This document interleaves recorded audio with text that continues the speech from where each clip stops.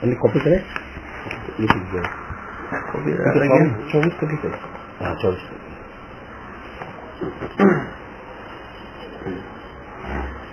शुरू करिए ना, पहले तमने पूछવાનું છે એ પૂછી લો।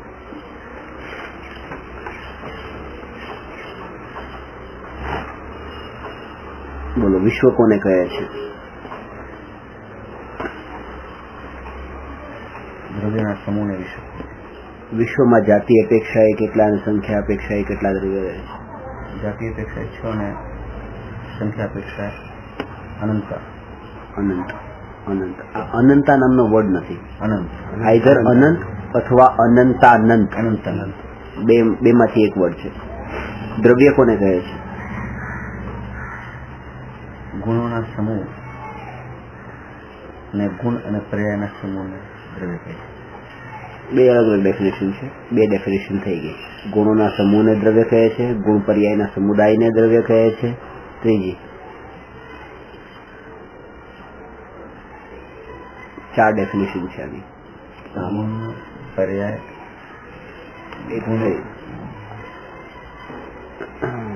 ગુણ પર્યાયના સમુદાયને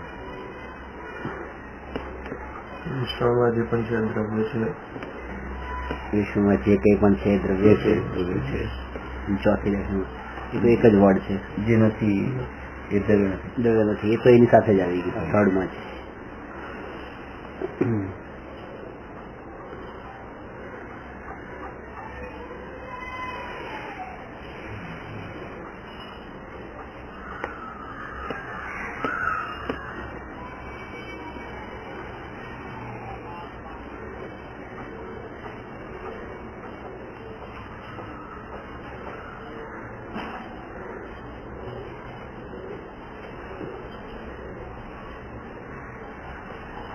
દ્રવ્ય એટલે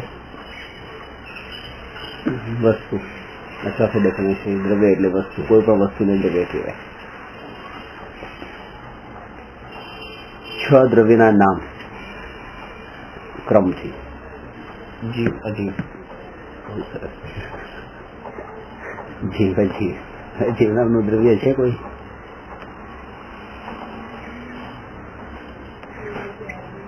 જીવ અજીવ અજીવ અજીવ નામનું કોઈ દ્રવ્ય જ નથી। જીવ પૂતગલ। હા, પૂતગલ ડઝન્ટ મીન અજીવ। પૂતગલનો અર્થ અજીવ નથી એમ, કારણ કે અજીવનું જો તમે કહો તો અજીવ તો ધર્માસ્તિકા અજીવ છે, અધર્માસ્તિકા અજીવ છે, આકાશે અજીવ છે, કાળે અજીવ છે। જીવ સિવાયના બધા 5 અજીવ છે। પૂતગલ અજીવ હોય છે, પણ પૂતગલ ને જ અજીવ કહી દઈએ તો બાકીના 5 પણ 4 જે બીજા છે ધર્માસ્તિકા એ પણ અજીવ જ છે।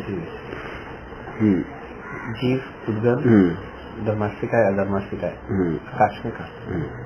એ બતાવો, 6 દ્રવ્યમાં કેટલા દ્રવ્ય રૂપી ને કેટલા અરૂપી છે? 6 દ્રવ્યમાં પૂતગલ રૂપી છે ને બાકીના બધા 5 દ્રવ્ય અરૂપી છે। કેટલા ચેતન છે ને કેટલા જળ છે? જીવ એક ચેતન છે, બાકી બધા અચેતન। ગુણ કોને કહે છે?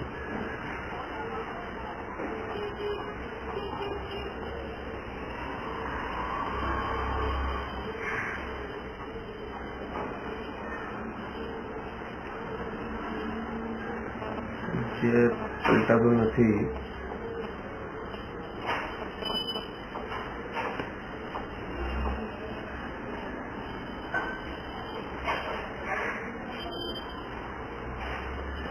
એમને એમ જ રહે છે, એને ગુણ કહેવાય। પ્રોપર ડેફિનેશન જે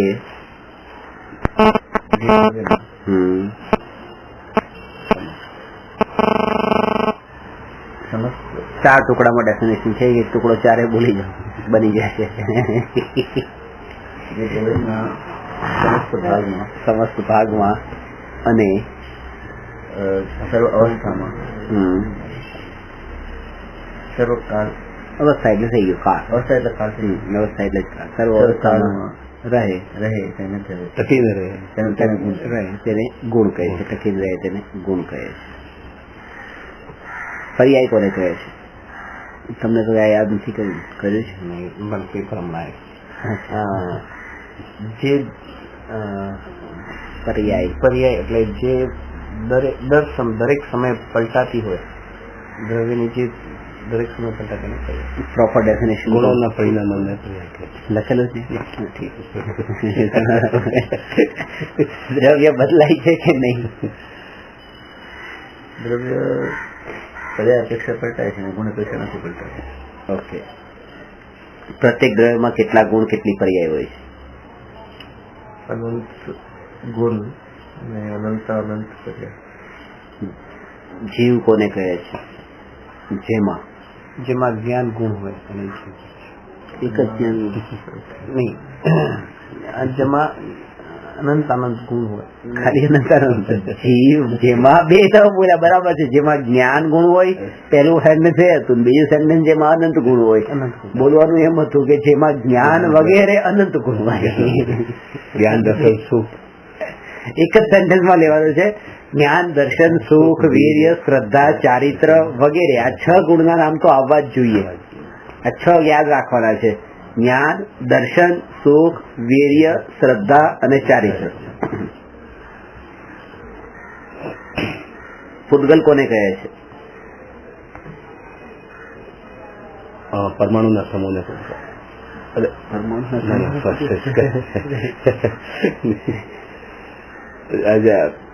જેને સ્પર્શ રસ ગંધ ને વર્ણ જેમાં હોય એને પરમાણુ.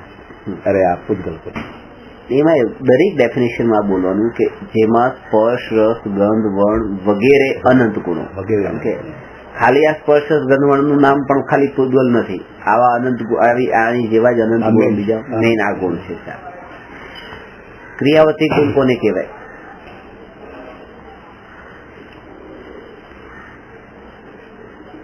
જીવને પૂતગલને ગતિ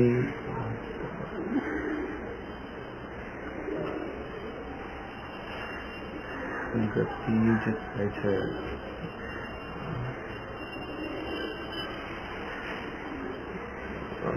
ભાવનું ધ્યાન છે.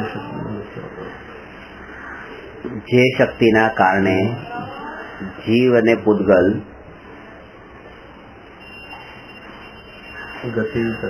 ગતિ અને બંને રૂપે પરિણમે એનું નામ, એ શક્તિનું નામ ક્રિયાવતી ગુણ. ક્રિયાવતી ગુણ કેટલા દ્રવ્યમાં હોય છે? જીવ અને પૂતગલમાં. જીવથી પૂતગલ ચાલે કે પૂતગલથી જીવ ચાલે? બંને પોતાના શક્તિથી ચાલે. ક્રિયાવતી ગુણની સત્સમય યોગ્યતા, ક્રિયાવતી ગુણની પર્યાયની તે સમય યોગ્યતાથી ચાલે છે. ક્રિયાવતી ગુણની ગતિ પર્યાયની તે સમયની યોગ્યતાથી ચાલે.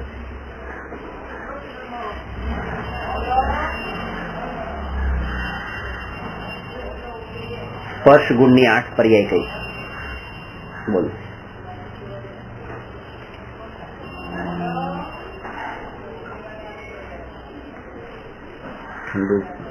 ઠંડુ ગરમ,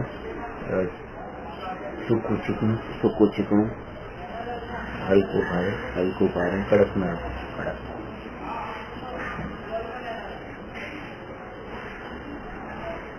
ધર્માસ્તિકાય કોને કહે છે? જે દ્રવ્યને ગતિ કરવામાં ઉદાસીન નિમિત્ત ગતિ કરવામાં ઉદાસીન નિમિત્ત બને. સ્વયં ગતિ કરતા પરાણ ગતિ.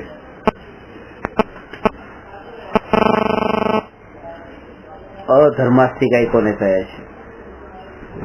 જે એની સ્થિતિ કરવામાં યોગ્ય બને છે. આકાશ કોને કહે છે?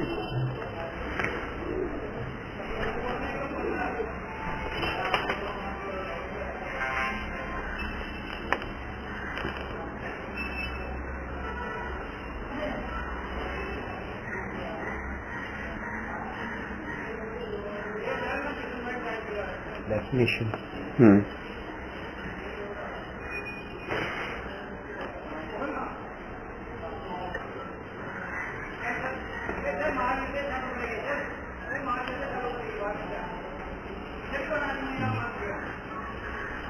Definition proper. તો એનો ભાવ તો ખબર હશે ને આકાશનો? હા. જે કઈ ઉપર દેખાઈ રહ્યું છે એ બધું આકાશ નહીં, બધે છે આકાશ. આકાશો બધે છે. આકાશ, લોકાકાશ ને અલોકાકાશ બે. કેટલા ટાઈપ છે નથી પૂછ્યું. આકાશ કોને કહેવાય?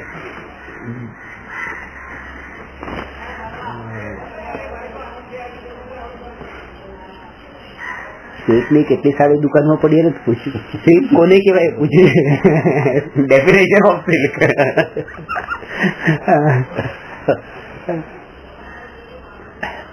જીવ, પૂતગલ, ધર્મ, અધર્મ અને કાળ આ 5 દ્રવ્યને રહેવા માટે જે જગ્યા આપે, અવગાહન આપે, ખાલી જગ્યા જે આપે,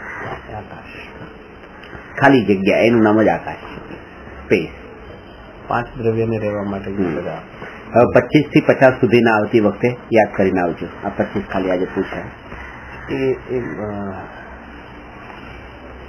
ભરતભાઈ 25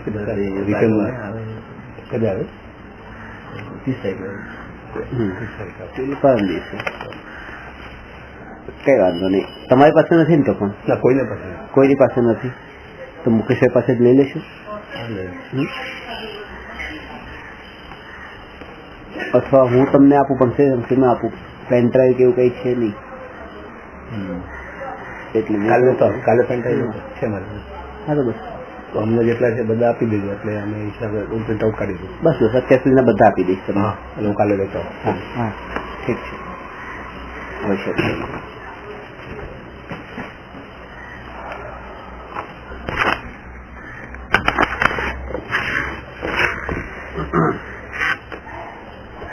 નમો અરહંતાણમ નમો સિદ્ધાણમ નમો આયરિયાણમ નમો ઉવજ્જાયાણમ નમો લોયે સવસાહૂણમ.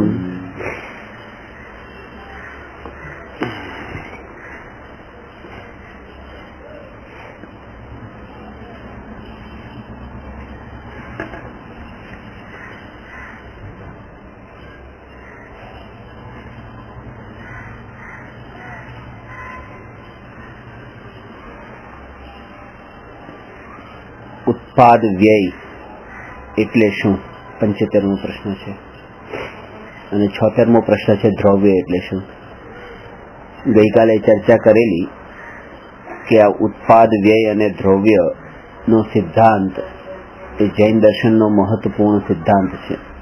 કારણ કે ઉત્પાદનો અર્થ છે ઉત્પન્ન થવું, વ્યયનો અર્થ નષ્ટ થવું અને દ્રવ્યનો અર્થ ટકીને રહેવું. આ ત્રણેય શબ્દને એક શબ્દમાં ત્રિલક્ષણ પરિણામ પદ્ધતિ કહે છે. એક જ દ્રવ્યમાં આ 3 કાર્ય થતા હોય છે. એટલે 3 અંશ છે. ઉત્પાદ પણ વસ્તુનો અંશ છે, વ્યય પણ વસ્તુનો અંશ છે અને દ્રવ્ય પણ વસ્તુનો અંશ છે. બીજને રોપીએ છે અને અંકુર રૂપે એ પરિણમે છે. તો જ્યારે અંકુર રૂપે પરિણમે છે ત્યારે બીજનો વ્યય થાય છે અને અંકુરનો ઉત્પાદ થાય છે. એવું ન થઈ શકે કે બીજનું બીજ તો એવુંનું એવું રહે અને અંકુર ઉગે. એ અંકુરનું ઉગવું અને બીજનો વ્યય થવો આ બંને એક સાથે થાય છે. જેટલા જેટલા અંશે અંકુર વિકસે છે એટલા અંશે બીજનો વ્યય થાય છે અને એ બંનેમાં વૃક્ષપણું ટકીને રહે છે. બીજમાં પણ વૃક્ષપણું છે અને અંકુરમાં પણ વૃક્ષપણું છે. જે ટકીને રહેવાપણું જે છે એનું નામ દ્રવ્ય છે. એટલે બીજનો વ્યય, અંકુરનો ઉત્પાદ અને વૃક્ષપણા રૂપ દ્રવ્ય, આ ત્રણેયનું સમૂહ એનું નામ એ દ્રવ્ય છે. એવી જ રીતે મિથ્યા જ્ઞાનનો વ્યય, સમ્યક જ્ઞાનનો ઉત્પાદ અને જ્ઞાન ગુણનું ટકીને રહેવું. તો મિથ્યા જ્ઞાનનો વ્યય એ તો વ્યય, સમ્યક જ્ઞાનનું ઉત્પન્ન થવું એ ઉત્પાદ અને જ્ઞાન ગુણનું ટકીને રહેવું એનું નામ દ્રવ્ય.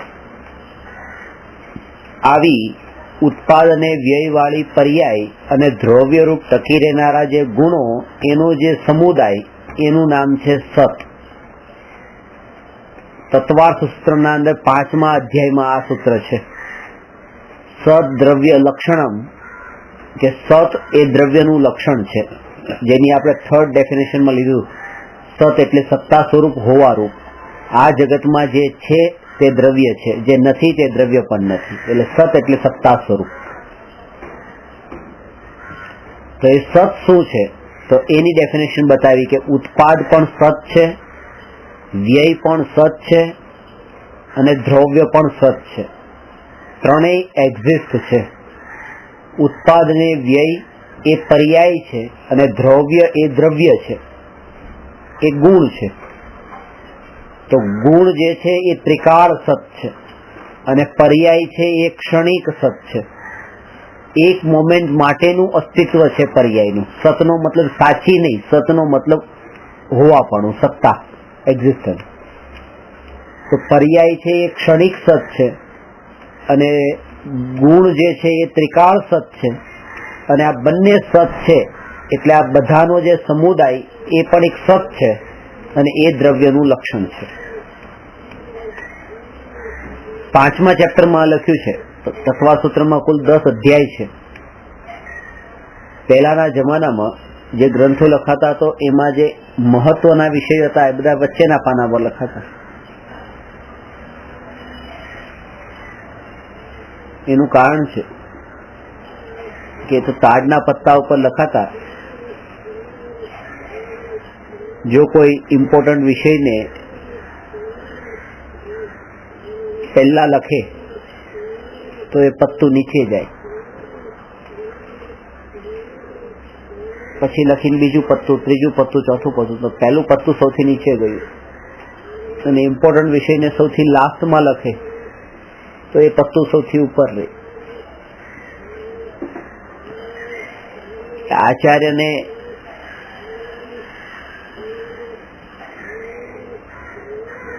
એમ વિચાર આવે છે કે જો હવાથી ઉપરનું પત્તું ઉડી જાય તો ભલે ઉડી જાય અને પાણીના આવવાથી નીચેનું પત્તું પલળી જાય તો ભલે પલળી જાય, પણ વચ્ચેનું પત્તું તો એટલું સિક્યોર રહેવું જોઈએ, સેફ રહેવું જોઈએ. અને એની સેફટીના કારણે વચ્ચેના પાના ઉપર જ તે ઇમ્પોર્ટન્ટ વિષયો લખાયા છે ગ્રંથોમાં, જ્યાં જ્યાં પણ છે ત્યાં. અને એમાં પણ કે પત્તા ઉપર લખે છે તો પત્તામાં પણ અહીંયા નહીં, એની જે બોર્ડર છે બોર્ડરથી તો ઘણું દૂર લખે છે, જેથી કરીને બોર્ડરના પણ નષ્ટ થવાની સંભાવના છે. એ રીતે કે નહીં તો કોઈ એક કપાઈ ગયું તો એના કારણે થઈને આખું પાનું લખેલું હોવા છતાં પણ એ ઇનવેલિડ કહેવાશે. કારણ કે તૂટક ગ્રંથો જે છે એ માન્ય નથી, એ વેલિડ નથી. તો એ તત્વા સૂત્રમાં આ સૂત્રને એ 5મા ચેપ્ટરના અંદર બિલકુલ વચ્ચે રાખ્યું છે. કારણ કે આ સિદ્ધાંત એવો છે કે એ સમજાય તો જ ક્રમબદ્ધ પર્યાય સમજાય, એટલે કે ઉત્પાદ વ્યય સમજાય, અને તો જ ત્રિકાળી આત્મા સમજાય, તો જ દ્રવ્ય સમજાય.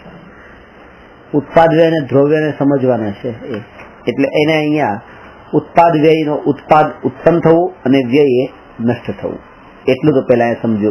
બીજું કે એક જ સમયે થાય છે, આમાં સમય ભેદ નથી. એટલે જે સમયે અંધકારનો વ્યય થાય છે એ જ સમયે પ્રકાશનો ઉત્પાદ થાય છે, એમાં સમય ભેદ નથી. કારણ કે એની વચ્ચેનો જો ટાઈમ કોઈ માનીએ તો એ ટાઈમે પછી શું થયું? અહીંયા તો એક પર્યાય વ્યય થઈ અને એક પર્યાય ઉત્પન્ન થઈ. ઉત્પન્ન થયેલી પર્યાય ટકી કેટલા સમય માટે? એક સમય માટે. એક સમય ટક્યા પછી બીજા સમયે, એ સમયે તો એ ટકે છે, બીજા સમયે એ વ્યય થાય છે. જ્યારે એનો વ્યય થાય છે ત્યારે કોઈ નવી પર્યાય ઉત્પન્ન થાય છે. જે ઉત્પન્ન થાય છે એ એક સમય માટે ટકે છે, એ ટકે છે, એ બીજા સમયે પછી એનો વ્યય થાય છે. એટલે એક સમયે અહીંયા જે ઉત્પન્ન થયેલી એક સમય માટે ટકી બીજા સમયે એનો વ્યય થયો ત્યારે જ તે કોઈ બીજી પર્યાય ઉત્પન્ન થઈ. એ ઉત્પન્ન થયેલી પર્યાય પછી એક સમય ટકી, ત્યાં કોઈ એ પર્યાય પછી વ્યય થઈ, ત્યાં ત્રીજી પર્યાય ઉત્પન્ન થઈ, એ એક સમય માટે ટકી, એ વ્યય થઈ એટલે ચોથી પર્યાય ઉત્પન્ન થઈ. આ રીતે પર્યાયનું ઉત્પન્ન થવું અને વ્યય થવું એ નિરંતર ચાલુ છે, સમયે સમયે પલટાય છે. પર્યાય એક સમયની હોય છે, પણ પર્યાયપણું એક સમયનું નથી. પર્યાયપણું તો નિત્ય છે.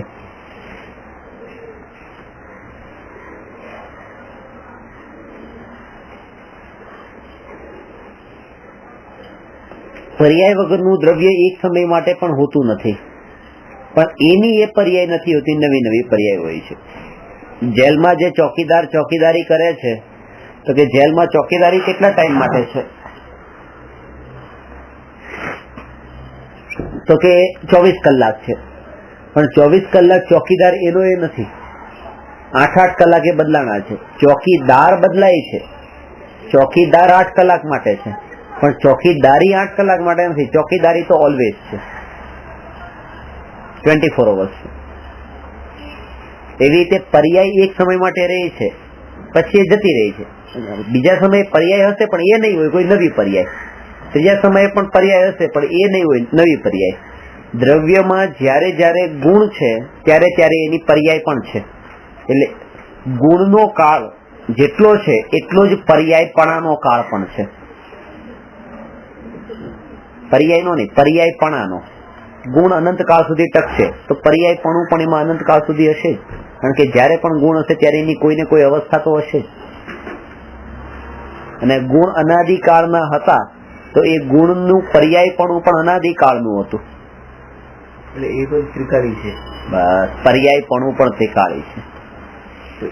પર્યાય એક સમયની છે અને પર્યાયપણું એ નિત્ય છે. નિત્ય છે. પાણીનો પ્રવાહ વહી રહ્યો છે,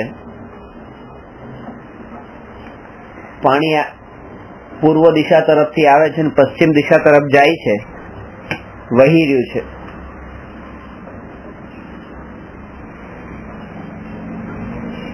નિરંતર વહી રહ્યું છે, 24 કલાક એનું વહેવાનું ચાલુ છે. પણ જે પાણી અત્યારે અહીંયા છે એ પાણી પછી બીજા પળે નથી. બીજા પળે નવું પાણી છે, ત્રીજા પળે નવું પાણી, ચોથા પળે નવું પાણી છે. પ્રવાહ એનો નિરંતર છે, પણ જેનો પ્રવાહ નિરંતર છે, પ્રવાહ વાળી જે વસ્તુ છે એ કોઈ નવી છે. એવી રીતે પર્યાયની પ્રોસેસ છે, પ્રોસેસ તો ઓલવેઝ ચાલુ છે, પણ એ પર્યાય પછી બીજા પળે નથી. બીજા પળે નવી પર્યાય છે, ત્રીજા પળે નવી પર્યાય છે. આમ કહી શકીએ કે જે પર્યાય નષ્ટ થાય છે એ પછી પર્યાયપણામાં મળી જાય છે. એ દ્રવ્યમાં મળી જાય છે. દ્રવ્ય અને પર્યાયપણું એ બે વસ્તુ અલગ અલગ છે. અત્યારે તો પેલા આટલી પ્રોસેસ સમજી લો, સેકન્ડ સ્ટેપ ઉપર પછી એ શેમાં મળે છે એ પછી લો. ક્યાંથી ઉત્પન્ન થાય છે, કેવી રીતે મળે છે, એની શું પ્રોસેસ છે એ હમણાં ક્લિયર થઈ જશે. પણ પેલા તો પર્યાય આવે છે, એક સમય માટે રહે છે, જતી રહે છે. જે જતી રહે છે એ પર્યાય બીજી વાર આવતી નથી. અને આના કારણે જ આ સિદ્ધાંતને સમજવાથી જ ક્ષણિકનો બોધ થાય છે કે ભાઈ જે પર્યાય અત્યારે છે એ ગઈ તો ભાઈ એ અનંત કાળ સુધી, ભવિષ્યનો કાળ તો અનંતાનંત છે, અનંતાનંત કાળ સુધી ક્યારેય પણ એ બીજી વાર આવવાની નથી. તો હવે એ પર્યાયને લઈને હું વિકલ્પ શા માટે કરું, જેનું હવે ક્યારેય આવવાનું થવાનું નથી, જેનું રિપીટેશન ક્યારેય પોસિબલ નથી. કે તમે મને ગાળ આપી, હવે એ ગાળના શબ્દો તો અત્યારની આ પર્યાયમાં છે, અત્યારે આ પર્યાય ચાલી રહી છે, બાકીની અનંત પર્યાય આગળ છે. હવે આ પર્યાય તો અનંતાનંત પર્યાયમાં ક્યાંય પણ નથી. તો જેનું હવે રિપીટેશન જ પોસિબલ નથી, એ પર્યાયના હવે હું વિકલ્પ કરીને દુઃખી થાવ તો એ જ અજ્ઞાનતા છે. અને એ અજ્ઞાનતા દૂર કરવા માટે અહીંયા કહે છે કે જે પર્યાય વહી ગઈ છે એ ક્ષણિક છે, એ બીજી વખત રિપીટ થતી નથી, કારણ કે એ વ્યય થઈ ચૂકી છે. અને આની પણ પછી ના પાડે છે કારણ કે આ પણ હજી આવી નથી ને, શા માટે ટેન્શન લો છો? વર્તમાનમાં તો આ પણ જેમ વર્તમાનમાં આ નથી એમ વર્તમાનમાં તો ભવિષ્યની અનંતાનંદ પણ નથી. કારણ કે વર્તમાનમાં તો છે એ તો એકનામાં તો વિચારવાનું ને કે વર્તમાનની જે એક છે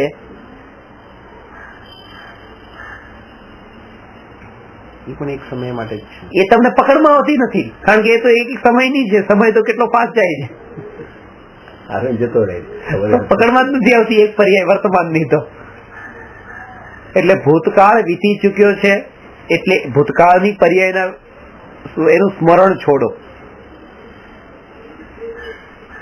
ભવિષ્યકાળ આવ્યો નથી એટલા માટે એની કલ્પનાઓ છોડો. અને વર્તમાન કાળ એક સમયનો છે એ પકડવો સંભવ નથી એટલે એના સંબંધી વિકલ્પો પણ છોડો. તો શું કરવું કે આ ત્રણેય કાળની ત્રિકાળી પર્યાયથી જુદું જે ત્રિકાળી એક એવો જ્ઞાયક આત્મા છે, દ્રષ્ટિ એના ઉપર કરો. આ ત્રણેય કાળની પર્યાયો ઉપર નહીં. બે વસ્તુ છે. એક પર્યાય ઉત્પન્ન થાય છે, નષ્ટ થાય છે, ઉત્પન્ન થાય છે, નષ્ટ થાય છે, એ ઉત્પાદ વ્યય. અને હું છું એ દ્રવ્ય છું. દ્રવ્યમાંથી ઉત્પાદ વ્યય એવી રીતે ઉત્પન્ન વ્યય થાય છે. ઉત્પાદ વ્યય વાળી જે શક્તિ છે એ શક્તિ એક ક્ષણની નથી, એ શક્તિ નિત્ય છે, એ દ્રવ્યની શક્તિ છે.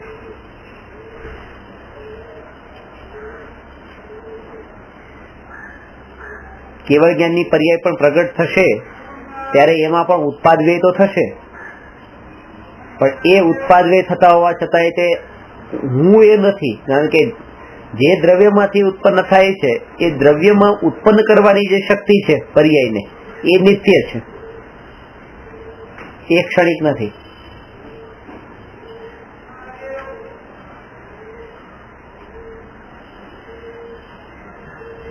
એક મહિલાને બાળકનો જન્મ થયો, જન્મ થયા જ બાળક મરી ગયું. પાછું બીજા બાળકનો જન્મ થયો, બીજું બાળક પણ મરી ગયું. છેલ્લા કેટલાય વર્ષોથી આવી રીતે થાય છે. બાળક જન્મે છે મરી જાય છે. એટલે રડતી હતી, 4-5 બાળક મરી ગયા, રડતી હતી. તો એની બેનપણી એને કીધું કે શું કામ રડે છે? મારા બાળક મરી જ જાય છે. આ બાળક મરે છે ને, પણ તારામાં બાળક ઉત્પન્ન કરવાની શક્તિ નથી મરી ને, હજી બીજા બાળક થશે, ચિંતા નહીં કર. તો પર્યાય નષ્ટ થાય છે પણ દ્રવ્યમાંથી પર્યાય ઉત્પન્ન કરવાની શક્તિ નષ્ટ નથી થતી, શક્તિ ટકીને રહે છે. અને નષ્ટ થઈ શકતી જ નથી, અને આ નષ્ટ થયા વગર રહેતી નથી પર્યાય. એનો સ્વભાવ છે અને પેલો દ્રવ્યનો સ્વભાવ છે, ત્રિકાળ સ્વભાવ છે. દ્રવ્યત્વ નામનો એક ગુણ છે, સામાન્ય ગુણ, જે શક્તિના કારણે દ્રવ્યની અવસ્થાઓ નિરંતર પલટાતી રહે. તો એ તો દ્રવ્યની અવસ્થાઓ નિરંતર પલટાતી રહે એમ નથી કીધું, પલટાતી રહે ની આગળ નિરંતર પલટાતી રહે. એટલે પલટાવ એ ક્ષણિકપણું અને નિરંતર એ નિત્યપણું. દ્રવ્યત્વ ગુણને કારણે, દ્રવ્યત્વ ગુણ દ્રવ્યત્વ ગુણ તો નિત્ય હોય છે, ગુણ ત્રિકાળી હોય છે. એટલે જે શક્તિના કારણે એ પરિણમે છે એ શક્તિ તો ત્રિકાળી છે, અને જે પરિણમન જે થઈ રહ્યું છે એ ક્ષણિક છે. એટલે ક્ષણિક પણ ત્રિકાળીના કારણે છે. ગુણ ને શક્તિ બંને વસ્તુ એક જ થઈ ગઈ. બરાબર છે, ગુણ ને શક્તિ અત્યારે બંને એક થઈ ગઈ. જયારે 1 વર્ષ સ્ટડી કરશો ત્યારે પછી બે ભેદ પડશે. અત્યારે એક.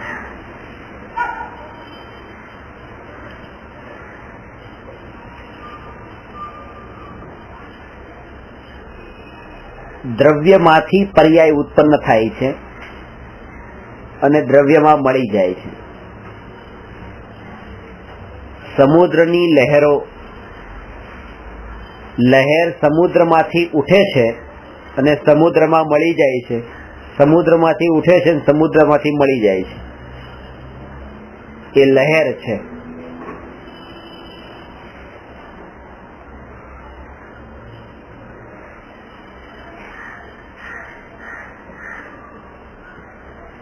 હું લહેર નથી, હું સમુદ્ર છું. જે પોતાને લહેર માનીને લહેર ઉપર બેઠા છે એને અસ્થિરતાનો જ અનુભવ થાય છે, અશાંતિનો જ અનુભવ થાય છે. અને એ સ્થાન ઉપર ત્યાં નીચે સમુદ્ર છે પાછો, પણ એ પોતે લહેર ઉપર બેઠો છે એટલે એને અશાંતિનો અનુભવ થાય છે. અને જે સમુદ્રની અંદર જઈને ત્યાં શાંતિનો અનુભવ કરે છે, સ્થિરતાનો અનુભવ કરે છે, ત્યાં ઉપર અસ્થિરતા છે પણ એનો અનુભવ નથી કરતો, એ અનુભવ સ્થિરતાનો કરે છે, ત્યાં એને શાંતિ છે. જ્યાં અસ્થિરતાનો અનુભવ કરે છે ત્યાં પણ એવું સ્થિરપણું છે, જે સ્થિરતાનો અનુભવ કરે છે ત્યાં પણ એવું અસ્થિરપણું છે. એ વ્યક્તિ ઉપર છે કે એ કોનો અનુભવ કરવા માંગે છે. એવી રીતે જે ક્ષણિકપણાનો અનુભવ કરે છે એવા અજ્ઞાની નિત્ય સ્વભાવ હોવા છતાં પણ એના શાંત સ્વભાવનો અનુભવ કરતા નથી. અને જે શાંત સ્વભાવનો અનુભવ કરે છે એને પણ પર્યાયો તો હોય જ છે પછી, પણ એ પર્યાયનો અનુભવ કરતા નથી, અનુભવ દ્રવ્યનો કરે છે. અને બધી સ્થિતિ એવી રીતે જ ઘટિત થતી હોય છે જેવી અજ્ઞાનીને થતી હોય છે. કે સવાર પડે, બપોર થાય, સાંજ થાય, નાસ્તા પાણીનું, બપોરનું લંચનું, સાંજનું ડિનરનું, નાવા ધોવાનું, બધી ક્રિયાઓ છે, ચાલવું, ફરવું, બોલવું, બધી ક્રિયાઓ એવી પર્યાય તો બધી થતી હોય છે. યોગ બધા જ્ઞાનીને પણ એવા જ આવે છે જેવા અજ્ઞાનીને, પણ ખાલી આટલું અંતર છે કે એ પર્યાયમાં બેસતા નથી, એ પોતાના સ્વભાવમાં છે. તો પર્યાય સમુદ્રમાંથી જેમ ઉત્પન્ન થાય છે અને સમુદ્રમાં મળી જાય છે લહેર, એવી રીતે દ્રવ્યમાંથી પર્યાય ઉત્પન્ન થાય છે અને દ્રવ્યમાં મળી જાય છે. મળી ગયા પછી શું થાય છે, ક્યાં જાય છે? અને ઉત્પન્ન થયા પેલા એ ક્યાં હતી? તો સમયસારમાં એના માટે બે શબ્દ વાપર્યા છે, બહુ સરસ છે. તિરોભૂત અને આવિર્ભૂત. તિરોભૂત અને આવિર્ભૂત. તિરોભૂત એટલે ઢંકાઈ જવું અને આવિર્ભૂત એટલે પ્રગટ થવું.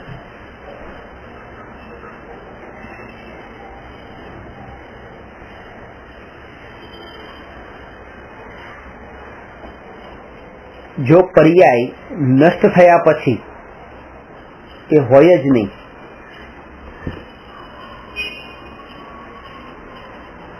તો પછી કેવળ ભગવાનને અત્યારે ભૂતકાળની અનંત પર્યાય જણાય છે, ભવિષ્યની અનંતાનંદ જણાય છે, જેનું અસ્તિત્વ જ નથી.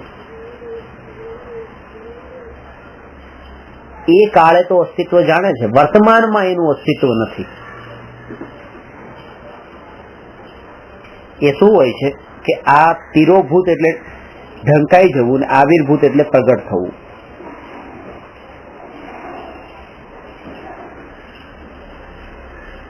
અહીંયા આ આંગળી પર એક સાદો દોરો બાંધ્યો છે, અહીંયા ચાંદીનો દોરો બાંધ્યો છે, અહીંયા સોનાનો દોરો બાંધ્યો છે.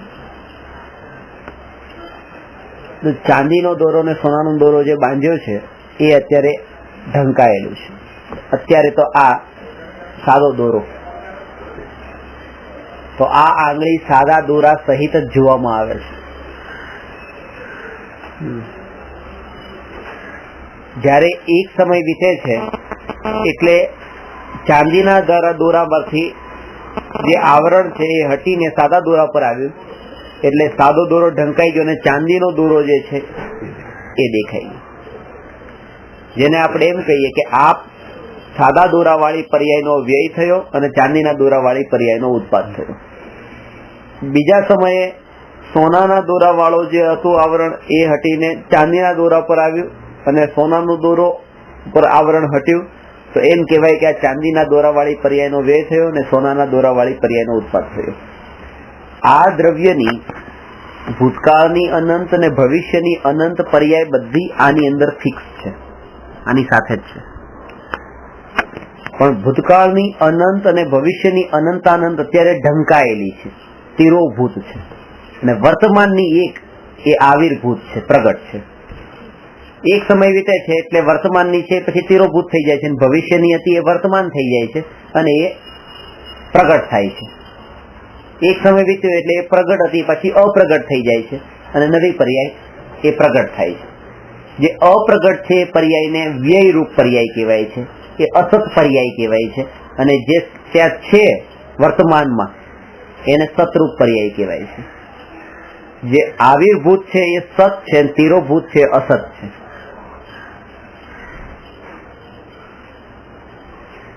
મિથ્યાત્વમાંથી સમ્યક્ત્વમાં જયારે આવ્યો ત્યારે મિથ્યાત્વની પર્યાય તિરોભૂત થઈ ગઈ. તિરોભૂત થઈ ગઈ એટલે નષ્ટ ન થઈ એની અંદર જ રહી, ઢંકાઈ ગઈ.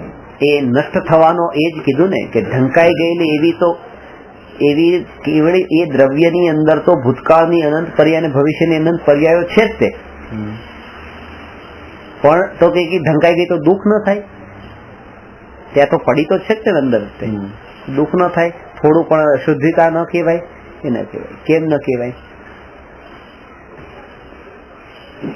અસતરૂપ છે, અસતરૂપ છે. એટલા માટે કે અત્યારે ભવિષ્યમાં તમને કેવળ જ્ઞાન થવાનું છે એ પર્યાય પણ પડેલી છે ને, પણ તિરોભૂત છે. પણ તમને કઈ અસર થાય છે? એ કેવળ જ્ઞાનની પર્યાયથી લોકાલોક જાણવામાં થોડું કે એ અસર કરે છે? એ પર્યાય કઈ નથી કરતી, એ વર્તમાનમાં સત નથી, વર્તમાનમાં સત નથી. જેમ ભવિષ્યનું કેવળ જ્ઞાન વર્તમાનમાં કોઈ અસર કરતું નથી, કોઈ ઉપકારી બનતું નથી, એવી રીતે વર્તમાનની મિથ્યાત્વની પર્યાય ભવિષ્યમાં અનુપકારી થતી નથી કેવળ જ્ઞાન થાય ત્યારે. પણ એ પર્યાયનું અસ્તિત્વ હોય જ નહીં એમ નથી એ સમયે. એટલે માનો કે સોમવારના દિવસે તો મિથ્યાત્વની પર્યાય પાછી એ દ્રવ્ય સાથેની અત્યારે ભગવાન જાણે છે, પાછી વર્તમાનમાં નથી જાણતા, પણ એ દ્રવ્ય સાથે આ પર્યાય હતી જ નહીં એમ જાણતા હોય તો એમ માની કે પર્યાયથી બિલકુલ છૂટા જાણે છે, કે એમ નહીં. એ પર્યાયથી સહિત આ દ્રવ્યને જાણે છે, પણ એ કાળે સહિત. ને કેવળ અત્યારે સમ્યક જ્ઞાન છે તો સમ્યક જ્ઞાનની પર્યાયથી સહિત જાણે છે વર્તમાન કાળે, અને કેવળ જ્ઞાનની પર્યાયથી પણ સહિત જાણે છે પણ ભવિષ્ય કાળે. જે જણાય છે એ પર્યાયનું અસ્તિત્વ પણ છે એટલે જણાય છે. કેવળ જ્ઞાનમાં પણ મિથ્યાત્વની જે દશા જે જાણતા હતા, જે જાણે છે એ એના અસ્તિત્વને જાણે છે. ભૂત જે સમયનું અસ્તિત્વ હતું એ સમયના અસ્તિત્વને લઈને એ જાણે છે. એટલે એ પર્યાય પડી છે એટલે નીકળી ગઈ હોત તો ન જાણે. સત્તા સ્વરૂપ જ ન હોત, બિલકુલ સર્વથા નષ્ટ જ થઈ ગયો હોત એનો તો ન જાણે. એ વ્યયનો અર્થ આ સમજવાનો છે. વ્યયનો અર્થ એ તિરોભૂત થવું. અને એટલા માટે ગુણ અને પર્યાયના સમુદાયને દ્રવ્ય કીધું છે ને. એક આમાં અનંત ગુણો અને એની અનંત અનંત પર્યાયો બધી એનું સમુદાય આ દ્રવ્ય છે. ભગવાન દ્રવ્યને જાણે છે એટલે આ બધું જ જાણે છે. દ્રવ્યને એક દ્રવ્યને જાણે છે એટલે આના અનંત ગુણની અને ભૂતકાળની અનંત ભવિષ્યની અનંત અનંત દરેકે દરેક ગુણની બધી પર્યાયને જાણે એટલે આ દ્રવ્યને જાણે છે. પર્યાય તો અસ્તિત્વ છે એ સત્તામાં હોય ત્યારે જ આપણને જણાય છે, કારણ કે આપણે અજ્ઞાની છીએ. બાકી જ્ઞાનીને તો ભૂત ને ભવિષ્યની પર્યાય જણાય છે. પણ પાછી ભૂત અને ભવિષ્યની પર્યાય જે કાળે જાણે છે એ કાળે ભૂત અને ભવિષ્ય રૂપે જ જણાય છે, વર્તમાન રૂપે નહીં. અને એટલા માટે જ ભગવાનને એ પણ જણાય છે કે આ અજ્ઞાની છે, આ મિથ્યા દ્રષ્ટિ છે, એમ નહીં કે આ કેવળ જ્ઞાની છે. ભવિષ્યની કેવળ જ્ઞાની જાણી લીધી તો કેવળ જ્ઞાની તો થશે એ રૂપે જણાય છે. તો અશુદ્ધ પર્યાય પણ પાછી દ્રવ્યમાં જ સમાઈ જાય છે. એવું નથી થતું કે દ્રવ્યમાંથી અશુદ્ધ પર્યાય નીકળી જાય છે અને શુદ્ધ થઈ જાય છે. આવી રીતે તો પર્યાય નષ્ટ થતી જ નથી, ઢકાવી રહે છે. એટલા માટે સર્વજ્ઞપણું ત્યારે પણ એ ભૂતકાળની બધી તિરોભૂત છે ને એટલા માટે કોઈ અસર કરતી નથી, અસર નથી કરતી. આ એક સિદ્ધાંત એક્સેપ્ટ કરી લેવાનો. શું એક્સેપ્ટ કરવાનો? કે પર્યાય છે એ પર્યાય દ્રવ્યમાંથી અનંતકાળ સુધી હવે નીકળી ગઈ. આજે કીધું ને આ પર્યાય તો ગઈ, હવે ક્યારેય પાછી નથી આવવાની, કારણ કે એ કાળ પાછો નથી આવવાનો, પણ એ કાળે તો એ હંમેશા અનંતકાળ સુધી રહેવાની છે. કાળની અપેક્ષા એ કાળમાંથી કોઈ કાઢીને બતાવે એ પર્યાયને, એ પોસિબલ નથી. એટલે જ કીધું છે કે આ પર્યાય ને ભવિષ્યની અનંત પર્યાય બધી ક્રમબદ્ધ કેમ કીધી છે? ક્રમબદ્ધ પર્યાયનું નામ છે કે બધી એના કાળે તો ફિક્સ છે, નથી થતી ત્યારે પણ અને થઈ ગયા પછી પણ. આ વસ્તુ આગળ આપણે આવ્યા એટલે અહીંયા નથી, પણ અહીંયા તો છે તો છે જ બસ. અને થઈ જવાનો કે પછી એનો કાળ આવશે, એ 5 સમય પછી એ પર્યાય ઉત્પન્ન થશે, વ્યય થશે. અને ઉત્પન્ન થશે ને વ્યય થવાનો મતલબ કે એ આવિર્ભૂત થવી ને તિરોભૂત થવી અને રેવી છે, એટલે તો આવવાની છે. ગયા પછી પણ એ જેમ ભૂતકાળની પર્યાય જે છે એ અત્યારે નથી અને પછી આવે છે, આવી ગયા પછી જતી રહી છે ત્યારે પણ એ પર્યાય તો એના કાળે ત્યાં છે. તો એ દ્રવ્યનો પર્યાય પ્રમુખ ગુણ છે. પર્યાય એ જેનું દ્રવ્યત્વ ગુણ છે, એ દ્રવ્યત્વ ગુણ અને એ સ્વીકારી છે, એટલે પર્યાય જણાય છે.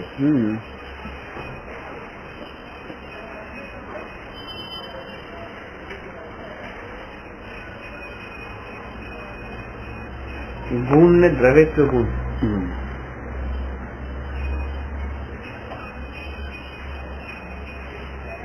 દ્રવ્યત્વ ગુણ એ તો સામાન્ય ગુણ છે ને, 6 સામાન્ય દ્રવ્યત્વ એ ગુણ છે, દ્રવ્યત્વ પરમ એ ગુણ છે.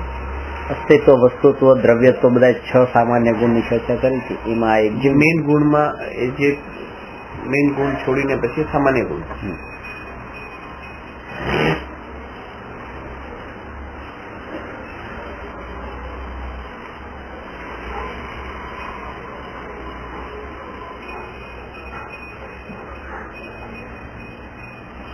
પણ એ ભૂતકાળની પર્યાય અને ભવિષ્યની અનંતાનંત પર્યાય અને ભૂતકાળની અનંત પર્યાય એ સુખ દુઃખનું કારણ બનતી નથી.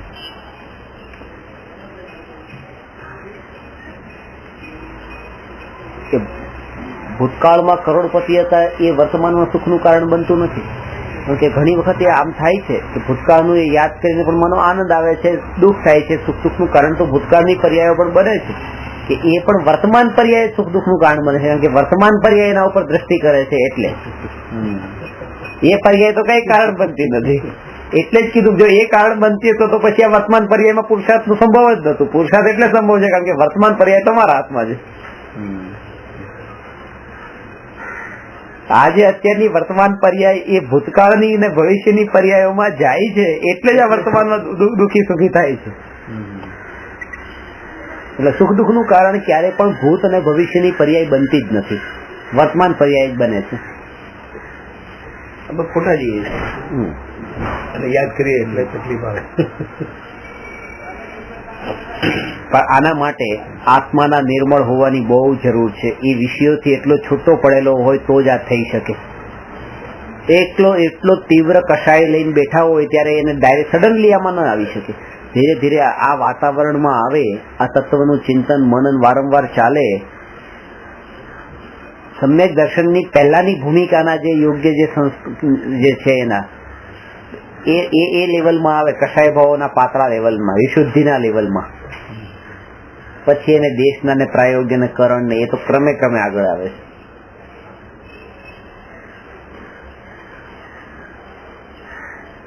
આમાંથી એક આ સિદ્ધાંત એટલો સમજવાનો છે કે જે વીતી ગયું છે એના માટે નથી આવ્યું, એના માટે આપણો ઉપયોગ કેટલો જોડાય છે એ જોવાનું, અને જોડાણ તીવ્ર થાય છે એમાંથી હવે ઘટાડતા ઓછું કરવાનું. સડનલી બંધ નહીં છે એ જોવું જોઈએ કે ઉપયોગ હવે એમાં જાય જ નહીં.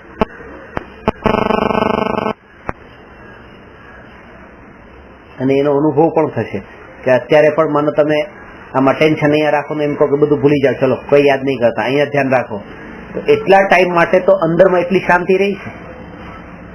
હવે થોડી બનાવેલી શાંતિ, બનાવટી શાંતિ, પણ એ અત્યારે થોડીક તો લાગે છે. ખાલી આવી રીતે ફોર્સફુલી પણ અટેન્શન રાખવાનું કહું છું તો પણ કે એ વિકલ્પ એ ટાઈમે તો ન થયા એમ. એનો મતલબ કે જે બોજો આપણે લાગે છે એ વિકલ્પોનો જ લાગે છે.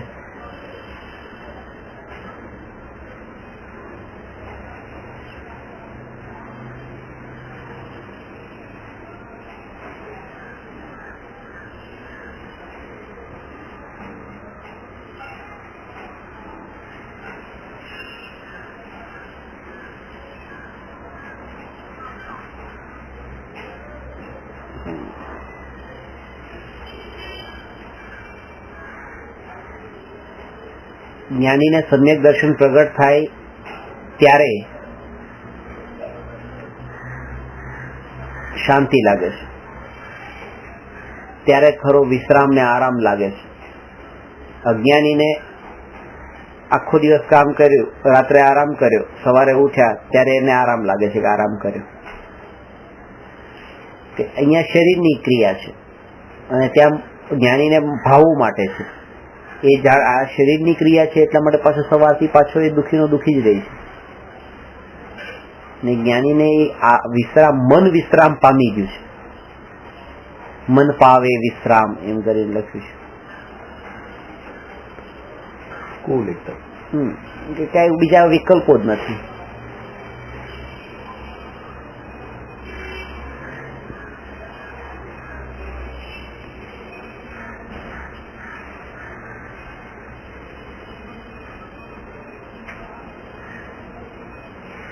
દ્રષ્ટિ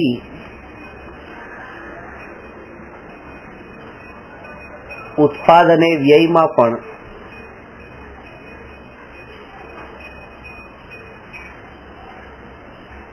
એક સમયમાં બે પર્યાય નથી ને કોઈ સમય પર્યાય વિનાનો નથી. એ વાત તો પાકી છે. અનંત કાળમાં દરેકે દરેક સમયની પર્યાય પણ ફિક્સ છે, અત્યારે જ ફિક્સ છે, અનંત કાળથી ફિક્સ છે.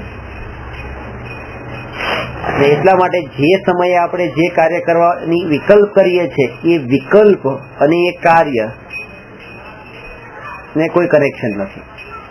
કે એ પર્યાય તો વગર વિકલ્પે ફિક્સ છે, અત્યારે જ છે. અત્યારે અનંત કાળ સુધીના કોઈ વિકલ્પ કર્યા તમે નથી કર્યા, આ ભાવના કર્યા અમુક અમુક વિકલ્પો, પણ અનંત કાળ સુધીના આવતા ભાવ કોઈ વિકલ્પ કર્યા છે, પણ તો એ ફિક્સ છે ને. તો જેના વિકલ્પ જ અત્યારે કરતા નથી તેમ છતાં એ ફિક્સ હોય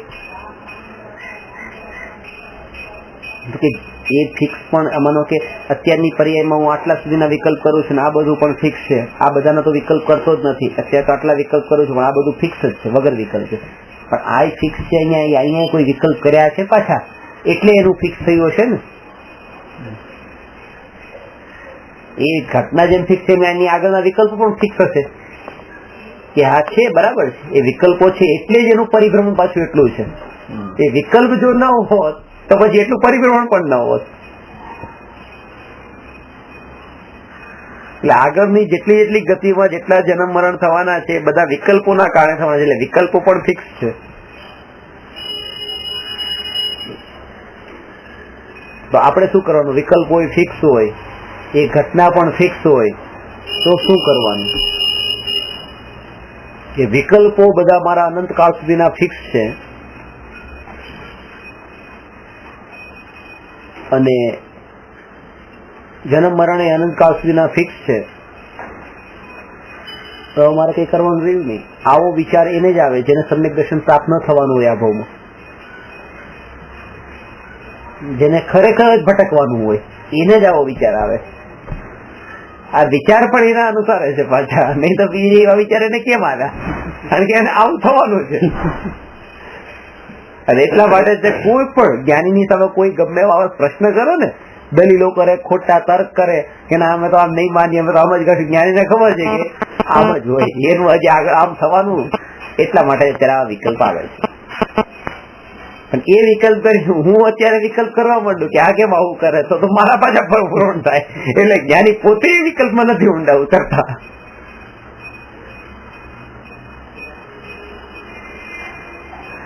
આ પ્રશ્ન છે. શું વિકલ્પ આપો પછી? ઉત્સાહ એટલે પુરુષાર્થનો વિકલ્પ આવો છે. હું પુરુષાર્થથી બદલી શકીશ. આગળ જે આગળ થવાનું છે પુરુષાર્થથી બદલી શકીશ એટલે કરતા પણ હું પોતે જ તે એના અંદર ગયો, કર્મના ઉદયના અંદર જોડાયો અને એક પુરુષાર્થની નબળાઈથી હું પોતે જ તે વહી રહ્યો છું. પણ જો પુરુષાર્થ કરવું તો એ મારા હાથમાં છે. આગળનું ચેન્જ કરવું મારા હાથમાં છે. એ પ્રમાણે થવાનું છે. થવાનું જ છે. એ થવાનું જ છે. એ થવાનું છે.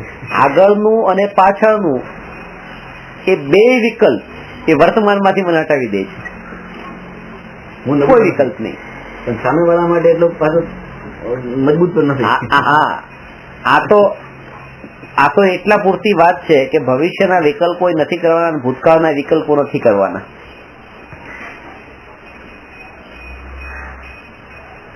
અત્યારે તો એક કોન્સન્ટ્રેશન તમારી દ્રષ્ટિ જે છે કે હું કોણ એના ઉપર હોવી જોઈએ. હું કોણ કે હું ત્રિકાળી આત્મા. બસ હું ત્રિકાળી.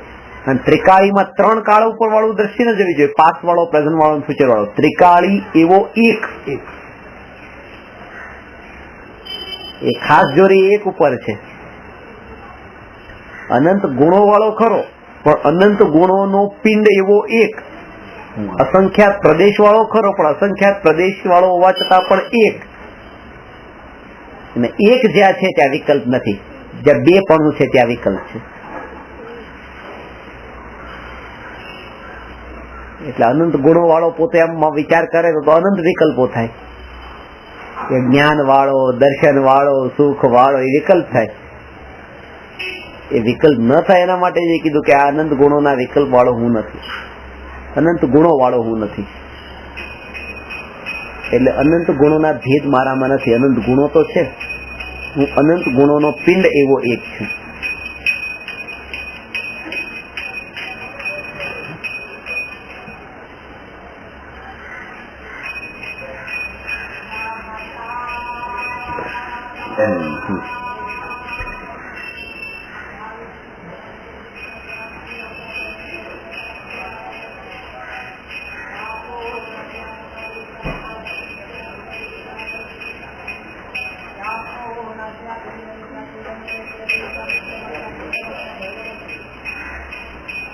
દ્રવ્યની પરિભાષા પણ એ થઈ. દ્રવ્ય એટલે ધ્રુવતા, ધ્રુવપણું. આના સંબંધમાં ત્રણેય ઉત્પાદવ્ય અને દ્રવ્યમાં કઈ ક્વેશ્ચન હોય તો બોલો. ક્લિયર થયું? થોડું ઘણું ગમ પર્યાયનું સમજાવવું હશે.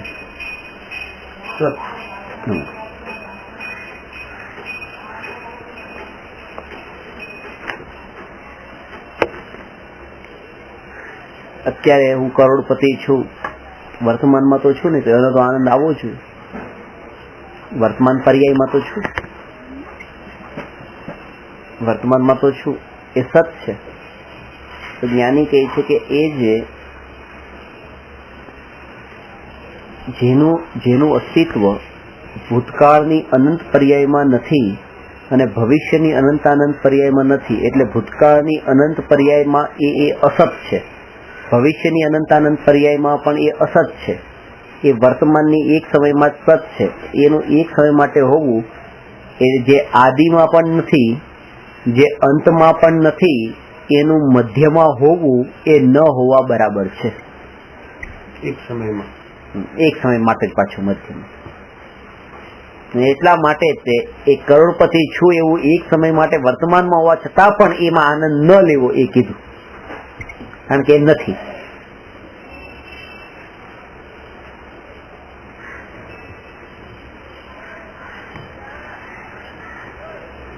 છે સત્ય, છે સત્તા સ્વરૂપે, પણ જે ટકીને નથી રહેવાનું એ બધાને અસત્ય થઈ નાખે.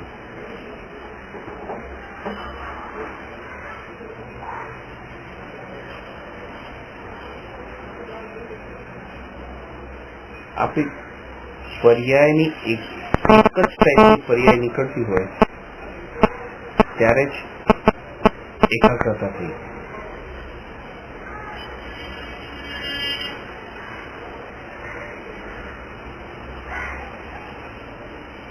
એક જ વિષયમાં તમારે પર્યાયનો વિષય કોઈ એક જ વસ્તુ, એક જ જ્ઞેય બને કન્ટિન્યુઅસ, એનું નામ જ કોન્સન્ટ્રેશન છે. કોન્સન્ટ્રેશન, એનું નામ જ ધ્યાન છે. એક વાર જાણવાનું નામ જ્ઞાન છે, વારંવાર જાણવાનું નામ ધ્યાન છે. હું આને જાણું પછી આને જાણું પછી આને જાણું, એનું નામ તો જ્ઞાન છે. પણ આને જાણું પછી આને જાણું પછી આને જાણું આને જાણું, જ્ઞાનનું રિપીટેશન, એનું નામ ધ્યાન છે. ધ્યાન કઈ બીજું કોઈ નથી.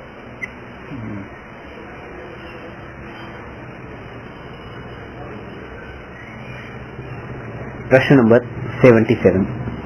અજ્ઞાનીના દુઃખનું કારણ પૂતગલ દ્રવ્ય છે કે પૂતગલ દ્રવ્યની પર્યાય છે? પૂતગલ દ્રવ્યની પર્યાય. પૂતગલ દ્રવ્ય તો ત્રિકાળ છે. કાચનો ગ્લાસ છે, કાચનો ગ્લાસ છે, એના પરમાણુઓ તો એવા ને એવા રહી છે, પરમાણુની અપેક્ષા, પણ ફૂટે છે તો દુઃખ થાય છે. દુઃખનું કારણ જો પૂતગલ દ્રવ્ય હોય તો પૂતગલ દ્રવ્ય તો પછી પણ છે. કોઈ પણ પૂતગલ દ્રવ્યમાં આનંદ ન લાગે, એ પર્યાયમાં સુખ છે, પર્યાયમાં દુઃખ માને છે. એટલે એનો જવાબ એ છે, અજ્ઞાનીના દુઃખનું કારણ પૂતગલ દ્રવ્ય નથી, પૂતગલ દ્રવ્યની પર્યાય છે. એ ખાટું મીઠું તીખું બધું પાવે છે. આ જવાબ જે છે એ બહુ સ્થૂળ બુદ્ધિ વાળા જીવો માટે છે. આ એનો સાર નથી. આ પ્રશ્ન તમને લાગે આ તો આટલો છે, આમાં મહત્વ હવે શું છે એ હવે સમજવાનું છે. પૂતગલ દ્રવ્ય કે પૂતગલ દ્રવ્યની પર્યાય અજ્ઞાનીના દુઃખનું કારણ નથી.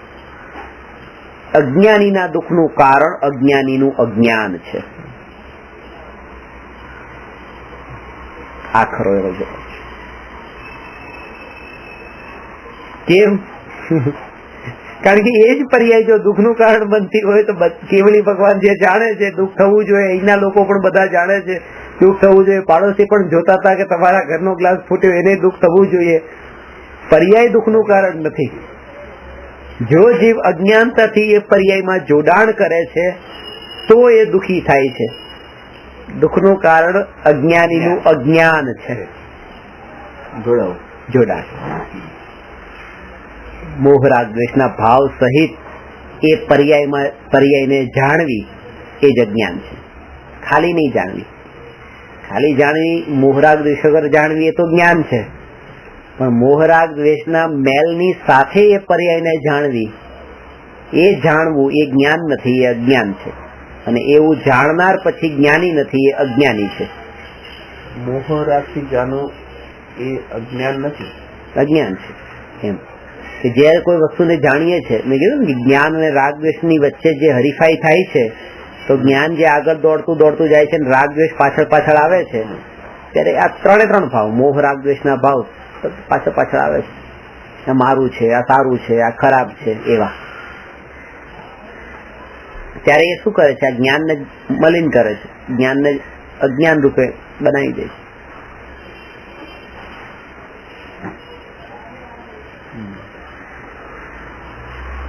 કેવળ જ્ઞાનનો પર્યાય જાણીતો છે. જો સુખનું કારણ બનતું હોય તો ત્યાં જણાય છે તો કારણ બની જાય, એ તો ખરું કારણ બને.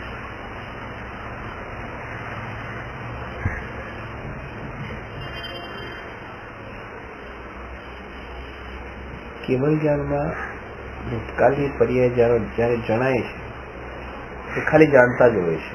શું રાગ દ્વેષ નથી એટલે એને જણાય છે, જોડાણ નથી એટલે જણાય છે. નહીં તો એ તો કેવળ જ્ઞાની પોતે કીધેલા જ હોય છે આ બધી વસ્તુ, પણ એ કરેલી જ હોય છે, પણ એને અજ્ઞાન રૂપે કરેલી છે. આ જીવ પાપ કરે છે, આ જીવ આવું કરે છે, આ જીવ આવું કરે છે, આ જીવ આવું કરે છે, માંસ ખાય છે, દારૂ પીવે છે, બધું જોવે છે ને કેવળ જ્ઞાનમાં. કેવળ જ્ઞાનમાં એ પણ જોવે છે હું આવું કરતો હતો.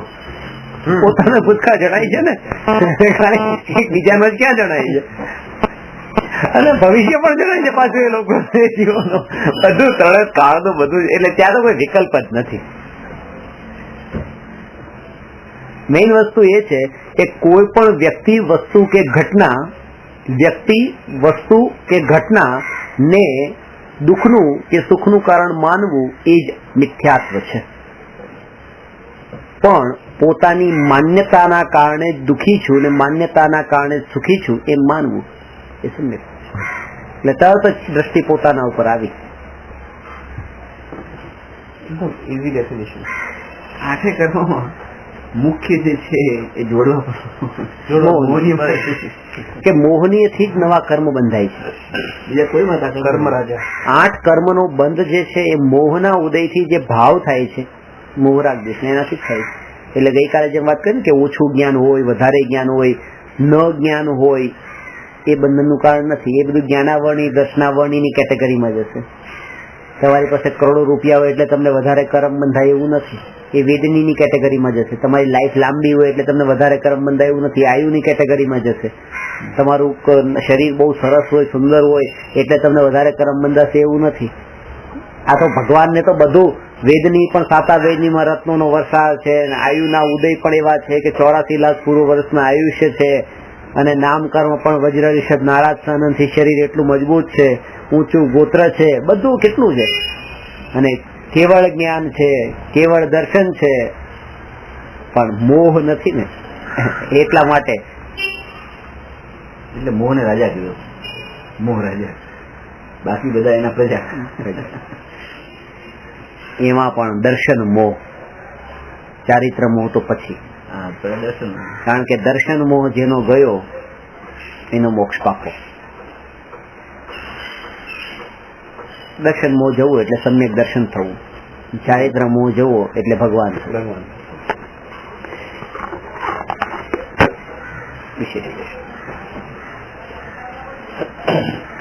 નમો અરહંતાણમ નમો સિદ્ધાણમ નમો આયરિયાણમ નમો ઉવજ્જાયાણમ નમો લોયે સવસાહુઃ.